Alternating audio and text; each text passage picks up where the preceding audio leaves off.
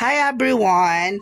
Tonight I'll teach you the word China. So China is a place, is it? Yes. But in the sword speak, you know what sword speak? Sword speak means galing or something like that, okay? In sword speak language, China means leveling up. Okay? Whenever we say China, you are leveling up your language. So, level up your language. Nasaan ka na? Nasa Baler, China na akes. San chay ka? Don chay China. O, di ba? So, whenever you use the word China, you are leveling up the setting of your idea. You bring it to an international arena. Okay? So, alam mo China, akes ay thinking if China. Oh, 'di ba? So China, okay? So just keep adding China. So what's the meaning of China? Simple. You're just leveling up your language, okay? You're leveling up your language, you bring it to an international arena. Siyempre ganon, level up, okay?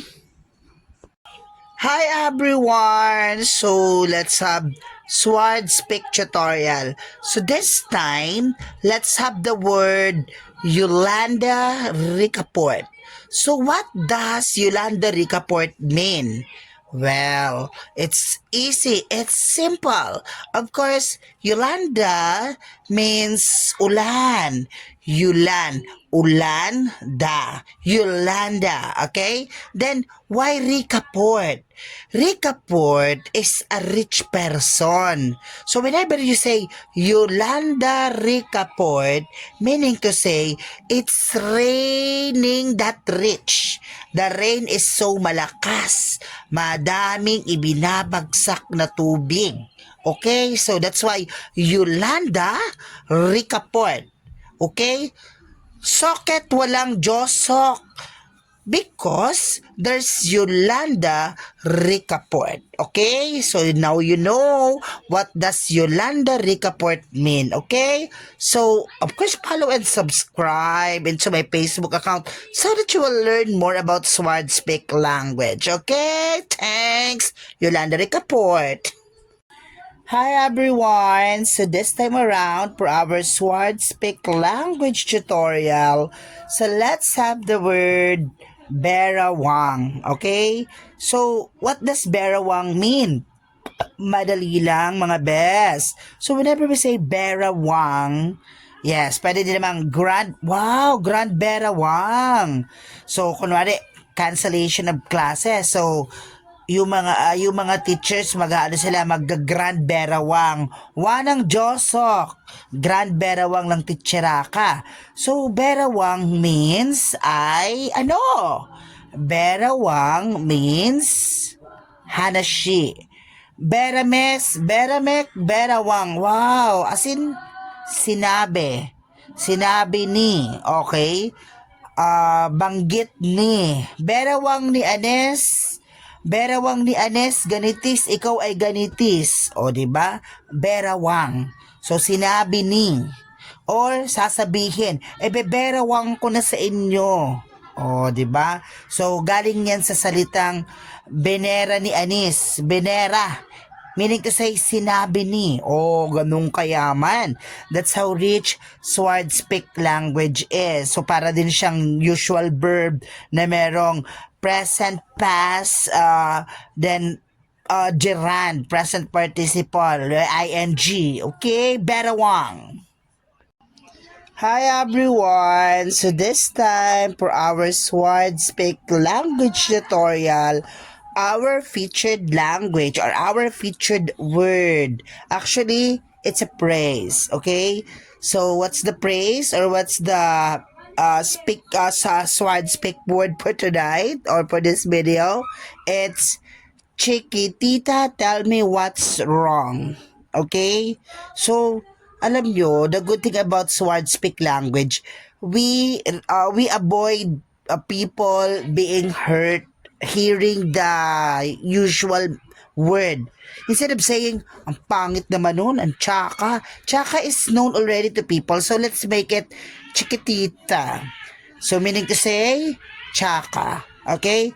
Chiquitita, tell me what's wrong. So as if there's something wrong with the appearance of the person. So syempre 'di ba, we do not want naman to offend people. So we do not say pangit mo, tsaka mo. Tsaka mo is known already. So let's make use of Chiquitita, tell me what's wrong. Or mas maganda, as if you just remember the song, all of a sudden you will be singing, Chiquitita, tell me what's wrong. So, if people knew it, then they knew what you are wanting to say, that the person you are dealing with is quite cheeky. Okay? So, Chiquitita, tell me what's wrong. That's the praise. Thanks. Hi everyone! So, I have thought of another sword speak word to be shared to you. So, this time it's baler. Baler, pag malaki yung bahay, yeah, you call that baler. Saan ka nakatira? Sa baler.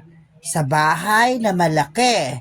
Ngayon, pag medyo you are a little purita corazon, yeah, purita corazon, you won't be saying, you should not be saying, saan ka nakatira? Sa baler. You should be saying balaret. Meaning to say, maliit na bahay. Okay? So, the words are, magkaiba yon. Baler, malaking bahay. Balaret, maliit lang na bahay. Okay? So, you assess yourself. Now, where do you belong? Are you a member of the difficult group in the society, or the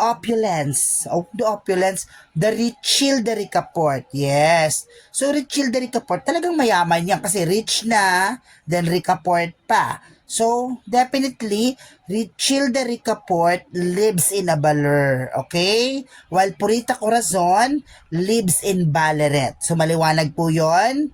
So, ayan, baler. Basahin nyo, baler and Balaret. Those are the words for our sword spec. Thank you. Hi everyone. So, our sword spec word for this video is no other than cubic. So, cubic, yes, as actually two words yan. It's like the words smog, smoke and fog, brunch, breakfast and lunch. So how about cubic? Cubic simply means cubis na walang imik. Kaya cubic. So tagasan si cubic? Taga Quebec. Okay? So you know, it's very difficult na mahanasyan mo yung Kyoto Kells ng, ay, cubis. So, hindi mo pwedeng sabihin yun kasi it's a no-no. So, ma-hurt ang feelings. So, siguro ko, taga Quebec. Ganun na lang, okay? Taga Quebec. Parang nakita ko pa si Cubic. O, di ba? So, at least mas safe, okay? So, that's the sword speak para dito sa video. Again, it's Cubic. Cubic, taga saan? Taga Quebec kasi pinaghalong cubis na walang imek. Kaya talagang cubic na cubic ang tasa. Okay? So, that would be all. So, don't be hurt, okay? So, cubic at least, sinasave kayo. Hindi kayo sinabi ng, ang cubis. Yung malalang word, okay? Safe pa yan. Hi everyone. So, let's have the words for today's sword specs, okay? So, basic to. So, para siya mga personal pronouns. Para siya personal pronouns, maybe you hear most of the Becky saying these words but you cannot understand what do they mean or hindi kayo nakakasunod. Okay, so, what are the words? We have kes and mess. Okay, so, tatandaan, kes and mess. K-E-Z-M-E-Z. So, anong ibig sabihin nun? Simple lang. Yung kes ay ko. Yung mess ay mo. Okay? So, berakes ay ganitis. Berames yun na. ibig sabihin, sinabi mo yun na. Ito ang sinabi ko. So, ito ang sinabi ko, Bera kiss. Sinabi mo, Bera miss. O, diba? So, pwede din namang, kunwari, meron kayong nagustuhan. Sasabihin mo ay, Bet kiss. O, diba? Kung mamimili kayo sa mall, may nagandahan kang bibilhin doon na kung ano man, sasabihin mo ay, Bet kiss it is. Tapos naman, pag ikaw naman ang may bet mo it is. O, sabihin ganon, bet mo it is. So, ibig sabihin, gusto mo ba ito? Okay? So, mess and kes. Kes or mess. Okay? Hi everyone! So recently, nagkakagulo sila doon sa paggamit ng pronouns na his tsaka her. Naku, dapat hindi na siya problema. Alam niyo kung bakit. Pwede namang sabihin, akla. Tawagin na lang nga, akla. 'Di ba? Or ateng, anas na ateng. Or pwede din naman, pag talagang nalulito, hindi alam kung anong gagamitin ay his or her ba talagang pronoun. Kasi hindi mo naman alam kung ano yung kaloob-looban ni Becky. Matutuwa ba siya sa his? Matutuwa ba siya sa her? Sabi, base na pang girl, tapos tatawagin mong his. Eh para safe, ang gamitin na lang ay para mga neutral pronouns. Sabihin mo lang, Bes, Bessie, dito ka po. O, di ba? At least safe. Bes, dito ka, Bes. O, so, his or her na yon. At least, hindi ma-hurt. Ano po, so, patungkol dyan sa his or her ay, syempre, pag yung tao nagkamali the first time ng paggamit ng pronoun ng his or her, patatawarin nyo. Kasi hindi naman alam ng taong yung kung ano ang preference mo. Natutuwa ka bang ang tawag sa'yo ay her or his? Kasi may iba na na-offend. But his, may naman ang iba, gusto her. So, siguro kapag unang beses mo naringgan, patawarin. Kasi may kakilala ko dati ganon, dinadaan niya lang sa joke. Dinadaan niya sa joke pag natatawag siya ng his. So sasabihin niya, base akong ganito, his. So from that moment, sa susunod, hers na yon or her na. Ano po? So patawarin. Hi everyone! So this time, explain ko naman sa inyo kung kailan gagamitin yung chi and chai. O, diba? So, nariringgan nyo siguro yung mga Becky sasabihin nila, akin chi ito. Akin chai. Bet chai. O, bet chai. Bet chai. Bet ko yun. O, diba? So, pag sinabi mong chi, para siyang mga demonstrative pronouns. O, demonstrative pronouns. Diba yung this and that? O, yung this ay para yung chi. 'Di ba? Akin chi ito, akin ito. Ito ay akin, ito ay akin chi. So tapos yung chai, para siyang demonstrative pronoun ng malayo yung that. Akin chai, kanino ito? Kunwari may nagsabing, kanino ito? Sasagot ka ngayon ng, akin chai yan, akin yan. So, akin, iyan. So, malayo sa'yo, kaya chai. Aken chai, aken chi. Okay? Kaya chi and chai, para siyang demonstrative pronoun. So, you know, in Sword speak language, all you have to do is to be familiar with the words. So, pag familiar na kayo, so, hindi nyo na kailangan aralin yung anong part of speech yon. Kasi para lang din yung English and Filipino. So, nasa ilalim siya ng mga parts of speech. Okay? So, aken chi, aken chai, akin ito, akin yan. Okay?